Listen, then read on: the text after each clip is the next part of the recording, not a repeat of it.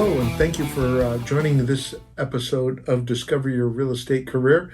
My name is Joe Lenz, and I'm happy to have you with me this afternoon. So today's topic is, three or more reasons on why some landlords will be selling their rental properties soon or this year or in the very near future. Reason number one is that so many of them have had tenants no longer paying their rent.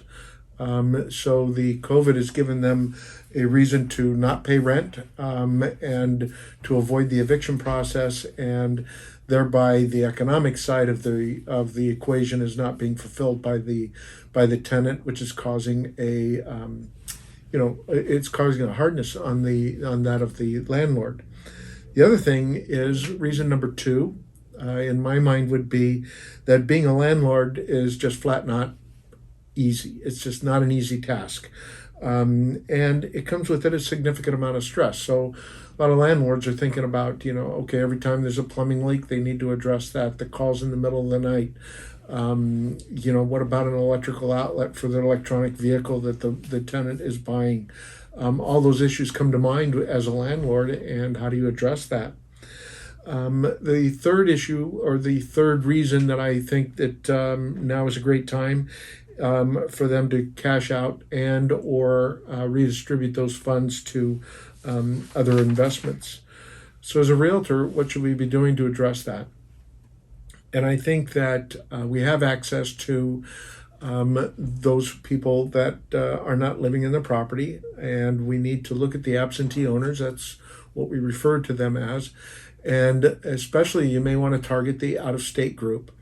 So there's a significant amount of people that have moved out of state. They've kept their rentals in California. They may choose to do a 1031 exchange and buy 2 or 3 properties to where they've relocated to.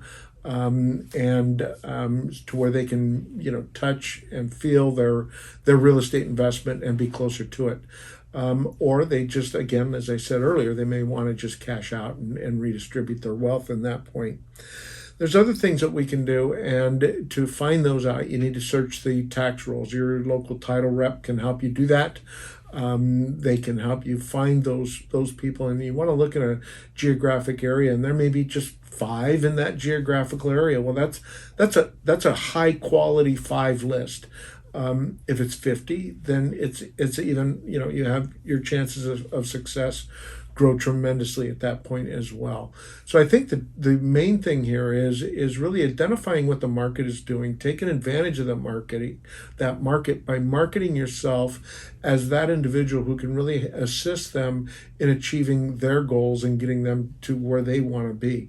So whether or not it's liquidating the asset or redistributing the funds, you can be the one to assist them in doing that. The other thing you may want to do also to become, really what we call operating at the top of your license, is to really acquaint yourself and become proficient at the 1031 exchange, because some of these folks will need to take advantage of that 1031 exchange to be able to buy their next purchase. And then the other thing that I want you to think about as a realtor, think about the referral source that you have.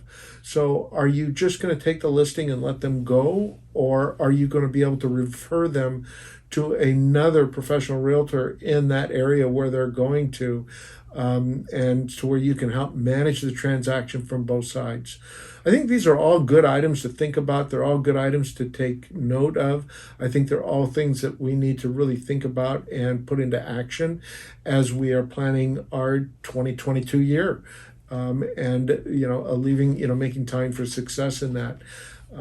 Stay tuned for our next series. We're going to talk about the affordability issue and some of those items as well, and what that conversation is leading to. But in the meantime, I hope this helps you out. Take advantage of this. Work with your title rep in getting those names and addresses and those properties that are in your farm area so that you can really expand your business.